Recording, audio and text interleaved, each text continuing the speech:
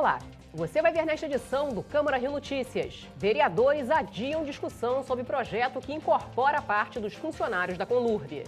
O bloco Gargalhada, que promove a inclusão, se prepara para mais um desfile. A ideia é essa aí, essa bagunça, todo mundo misturado, junto, sem preconceito, foliões que gostam de viver. E teve carnaval na Praça da Cruz Vermelha. São os integrantes do bloco da Solidariedade pedindo mais atenção para a doação de sangue. Todos nós temos que nos conscientizar que o INCA não para e que mesmo no carnaval é necessário não só a doação de sangue, como é necessário que os bancos fiquem cheios de sangue. Não é um bloco apenas, né? Não é um bloco por um bloco. Eu tenho bloco, eu pulo em outros, mas esse bloco é muito especial. Tá na hora de doar, toma atitude, você também. Doar o sangue é um gesto de amor. Não saia daí, a gente volta já. Acompanhe as sessões plenárias da Câmara Municipal do Rio de Janeiro de terça a quinta-feira de 2 às 6 horas da tarde. Aqui os vereadores usam a tribuna para falar de temas ligados à cidade e também apresentam, discutem e aprovam projetos de lei de interesse da população carioca. Não perca as notícias do Legislativo Municipal aqui na Rio TV Câmara.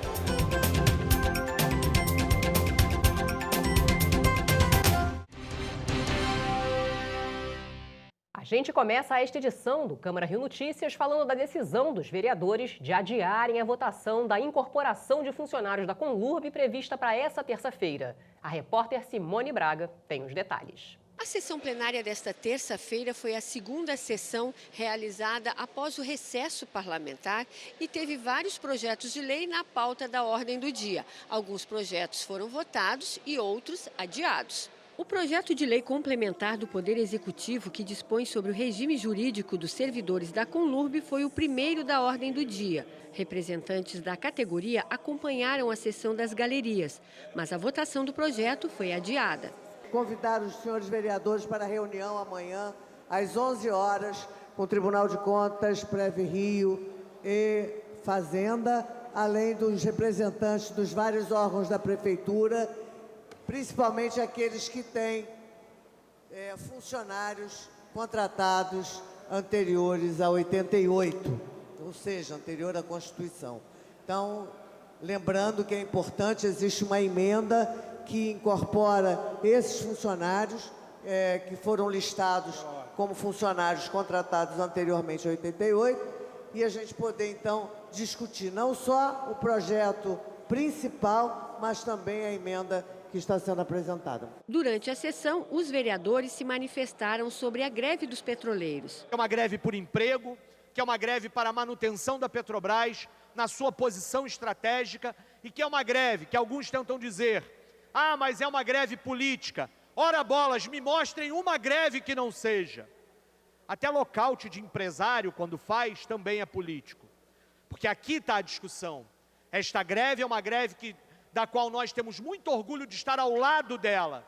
E é uma greve construída pelos trabalhadores e trabalhadoras da Petrobras na defesa de um dos mais importantes patrimônios nacionais e muito mais do que qualquer campanha eleitoreira, política, demagógica, como nós vimos em 2018, estar nas ruas agora é sim dizer que o Brasil é mais importante do que a lógica de entregar ao mercado internacional as riquezas que nós construímos com o suor do nosso próprio povo e entender a Petrobras como patrimônio público e estratégico para o Brasil. Amigos vereadores, nesse momento, são mais de 20 mil trabalhadores petroleiros e petroleiras que estão de braços cruzados, reivindicando um direito básico do povo brasileiro, de que é a preservação da Petrobras como empresa brasileira. O governo federal quer sucatear a Petrobras, e isso é um crime de lesa pátria.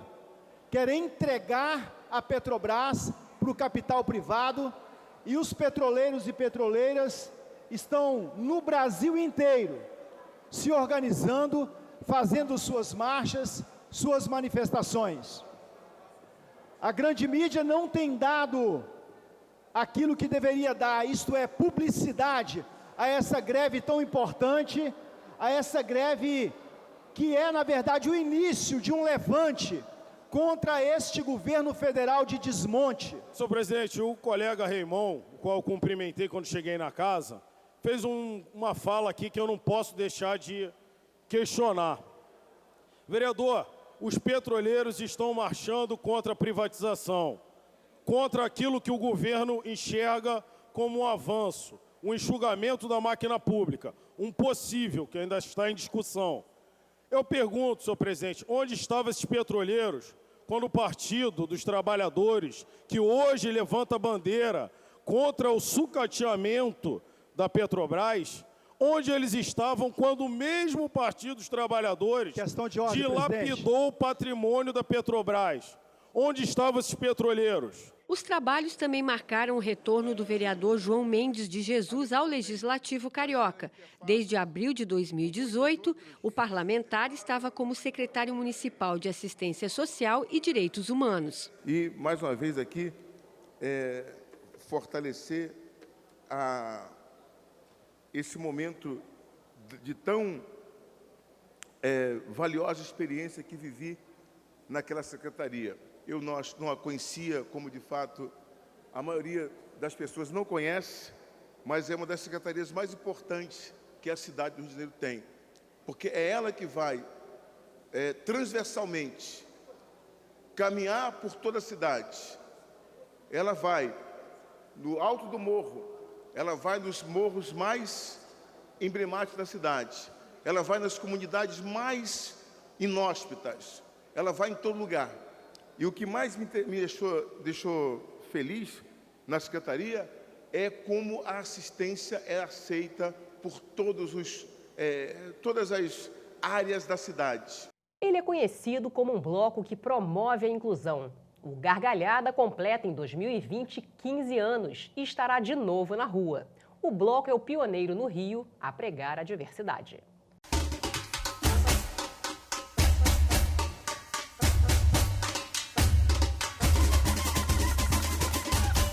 Aqui não há nenhum tipo de distinção. Pelo contrário, o Gargalhada, criado em 2005, é conhecido por ser um bloco inclusivo. Nosso bloco é um bloco inclusivo. Ele não é um bloco de deficientes, não é essa? A ideia é essa aí, essa bagunça, todo mundo misturado, junto, sem preconceito, foliões que gostam de viver. Um dos destaques do bloco é a presença do intérprete de Libras.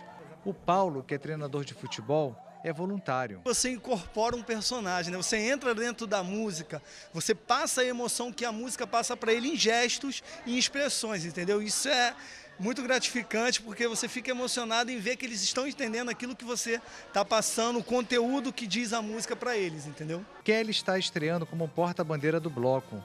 Ela é a tradução da alegria. Essa estreia está sendo muito boa. E também estou muito feliz, pertinho dos meus amigos.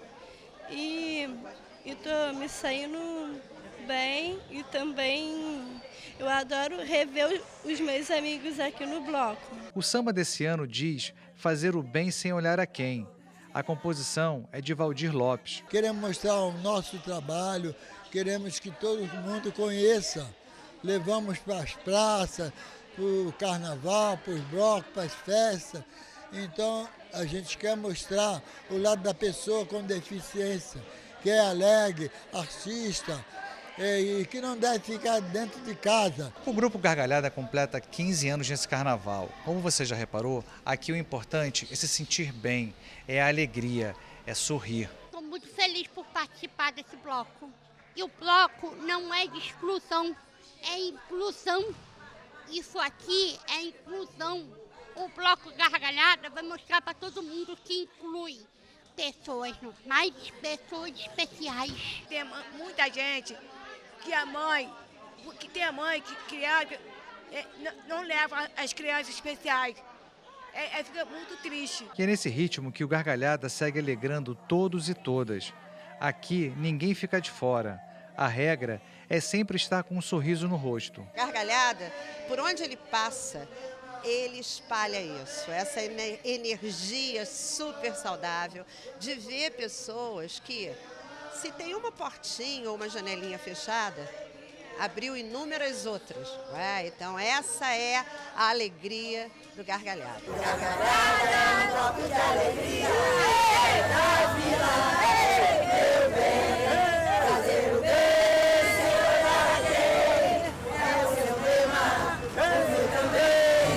Tem Maria, tem João, tem preconceito, me dê a mão. E a realeza do carnaval embarcou no VLT Carioca nessa terça-feira. Ao som de marchinhas e sambas populares, o Rei Momo e sua corte distribuíram alegria na viagem da parada Santos Dumont até a rodoviária. O projeto VLT Folia é uma homenagem aos redutos do samba localizados no centro da cidade. E você vai ver no próximo bloco. Eu vou conversar sobre a doença do beijo. O meu entrevistado é o médico Alexandre Chiep. Eu volto já. E se ela tivesse HIV? E se ele tivesse HIV? E se eu peguei? E se eu passei pra alguém? E se eu fizer o teste? E se eu me tratar o quanto antes? E se o vírus for controlado e ficar indetectável? E se eu enfrentar o HIV? E viver tudo o que eu quero? E se eu usar a camisinha sempre? E se eu parar de ir e tomar uma atitude agora? A AIDS ainda não tem cura, mas tem tratamento. Previna-se. Faça o teste de HIV regularmente. Se a dúvida acaba, a vida continua. Beijar é bom, mas segundo especialistas da área de saúde, os foliões devem estar atentos ao risco da mononucleose, conhecida como a doença do beijo. Os casos de infecção crescem durante o carnaval. Para falar sobre esse assunto, eu recebo aqui no estúdio o sanitarista Alexandre Chiep, da Secretaria Estadual de Saúde. Doutor Alexandre, muito obrigada pela presença. Eu gostaria de começar perguntando o que é a mononucleose. Bom, primeiro é um prazer. A mononucleose é uma doença infecciosa, transmitida de pessoa a pessoa e causada por um vírus, que se chama Epstein-Barr vírus. E é uma doença de fácil transmissão pelo contato com gotículas de saliva da pessoa contaminada, que pega uma outra pessoa que não tem proteção contra esse vírus e, consequentemente, transmite a doença. Agora, essa proteção, não existe vacina para isso. Uma vez a pessoa tendo essa doença, ela já desenvolve imunidade para não ter outras vezes? Ou quantas vezes ela tiver contato com esse vírus, ela vai desenvolver a doença? Na grande maioria das vezes vai desenvolver uma proteção duradoura, né? O fato é que a gente não tem, como se disse, não tem vacina contra o Epstein-Barr, portanto, as medidas de proteção são absolutamente fundamentais para evitar essa infecção. E o beijo é uma das formas de contaminação, até por isso que ela é considerada a doença do beijo. Mas o próprio compartilhamento de objetos como talheres, copos, também é uma forma importante de transmissão e às vezes a gente não está muito atento a isso. E existe alguma maneira de prevenir essa doença? A prevenção só através desses hábitos, né? Não é que a pessoa não deva beijar, mas obviamente que quanto mais pessoas ela beija, maior o risco de adquirir essa doença. E obviamente a gente está falando de uma doença que tende a ser muito benigna na maioria das vezes, mas o compartilhamento de objetos pessoais pode transmitir outras doenças também, como sarampo e algumas outras doenças de transmissão respiratória. Então, essas etiquetas respiratórias e a correção desses hábitos também pode ajudar a prevenir tanto a mononucleose como outras doenças que também podem ser muito graves. Doutor Alexandre, faltam poucos dias para o carnaval e vários blocos na rua. Nessa época do ano, a incidência dessa doença aumenta? Esses que os dados mostram um aumento do número de casos de mononucleose associado a esse período do carnaval. Exatamente por conta dessa descontração e eventual as pessoas se beijando muito, a gente vê um aumento importante do número de casos, tanto de mononucleose como de outras doenças que também são importantes. Eu faço um alerta agora também em relação ao sarampo, né, que também é uma doença de transmissão muito fácil, mas o sarampo a gente consegue se prevenir através da vacinação. Então, adotar as medidas de precaução individual, etiqueta respiratória e também colocar o calendário de vacinação em dia são medidas importantes para se precaver dessas doenças. Quais os sintomas da mononucleose? Mononucleose geralmente cursa com um quadro de febre de intensidade variável, em algumas pessoas essa febre pode ser mais alta, o aparecimento de gânglios, né, principalmente na região do pescoço, e algumas pessoas podem ter um incômodo na parte superior do abdômen por conta de acometimento do fígado e do baço.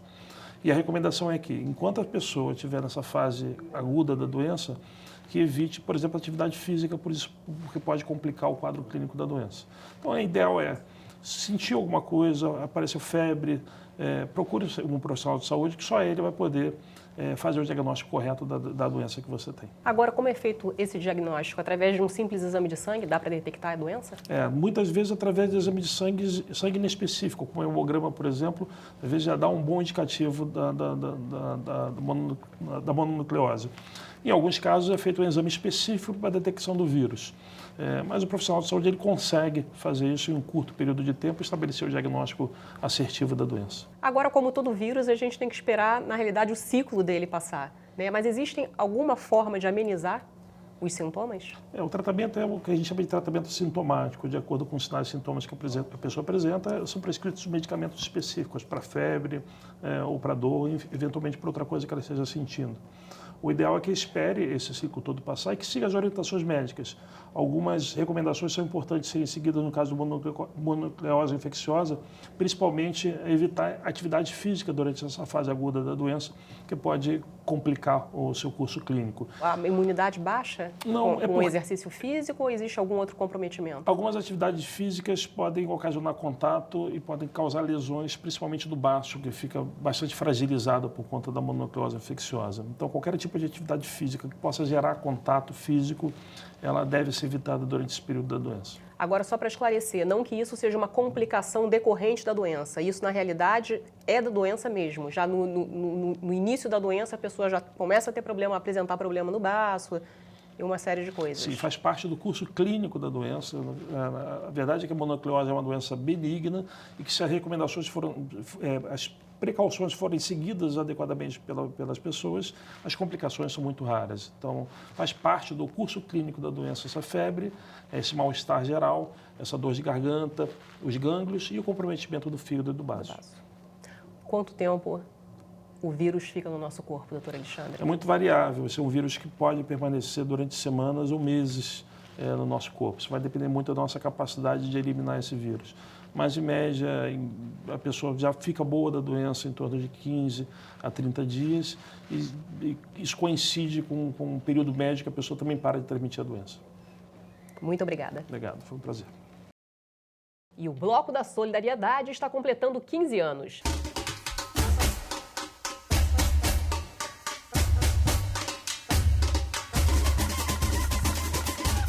Alegorias, adereços, fantasia e gingado no pé não faltaram por aqui. Tá na hora de doar, toma atitude, você também.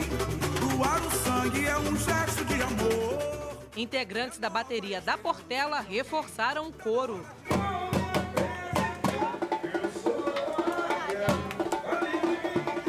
Tudo pronto para colocar o bloco na rua.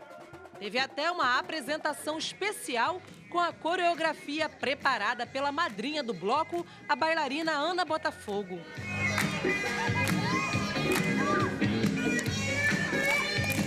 Esse ano esse bloco está mais incrível, com a Portela aqui, com esses artistas maravilhosos, com os bailarinos que vieram fazer também flash mob. Nós estamos doando, todos nós bailarinos, doando um pouco da nossa arte para esse baile, para esse bloco da solidariedade. É um momento muito importante que todos nós temos que nos conscientizar que o INCA não para e que mesmo no carnaval é necessário não só a doação de sangue, como é necessário que os bancos fiquem cheios de sangue. E nesse ano não faltam motivos para comemorar. O bloco está completando 15 anos, sempre no clima de doação. Durante todos esses anos, o bloco cai na folia com um objetivo: chamar a atenção para a importância de doar sangue. Carlinhos de Jesus fala da importância de dar visibilidade a essa causa. Não é um bloco apenas, né? Não é um bloco por um bloco. Eu tenho bloco, eu pulo em outros, mas esse bloco é muito especial, que na verdade é uma grande convocação, é o chamamento, é o despertar, né, das pessoas que às vezes no dia a dia, nas tribulações do dia a dia, não imaginam a necessidade do INCA, do Banco de Sangue do INCA, nesse período carnavalesco, né, do estoque do Banco de Sangue. E o bloco há 15 anos faz esse chamamento, essa grande festa, né, e e graças a Deus a gente atinge o objetivo. O banco de sangue fica abastecido nesse período de carnaval e às vezes até mandamos, né, os doadores que vêm, né, que já está repleto, a gente encaminha para outros bancos de sangue. Isso é solidariedade, esse amor, isso é a finalidade do bloco. Nessa época do ano, o INCA entra em estado de alerta para conseguir manter os estoques dos bancos de sangue e plaqueta regular durante todo o carnaval. A expectativa da campanha é conseguir cerca de 450 doadores de sangue. A chefe do serviço de hemoterapia do INCA, Yara Mota, conta que a iniciativa é fundamental para o Instituto.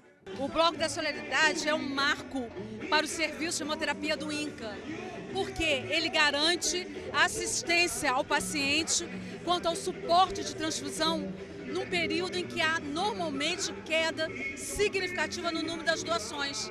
Então, nesse período, com o bloco, com as doações aumentadas no período pré-carnaval, nós garantimos que todos os pacientes serão transfundidos no exato momento que eles precisarem da transfusão. Então, você tem uma assistência com segurança e ininterrupta. O INCA realiza regularmente cerca de 1.500 transfusões de sangue por mês. Primeiro, você estar bem de saúde, ter entre 16 e 69 anos, sendo que os menores de 18 anos, eles precisam de um documento do responsável que os libere para a doação. Não pode estar gripado, deve estar alimentado, só evitar alimentos gordurosos 3 horas antes. E com essa campanha do sarampo de vacinação, tem que esperar um período de 4 semanas para poder doar. E o Câmara Rio Notícias fica por aqui. Acompanhe nossa programação também nas redes sociais. A Rio TV Câmara está no YouTube, no Facebook, no Instagram e também no Twitter. Obrigada pela companhia. Amanhã a gente se vê.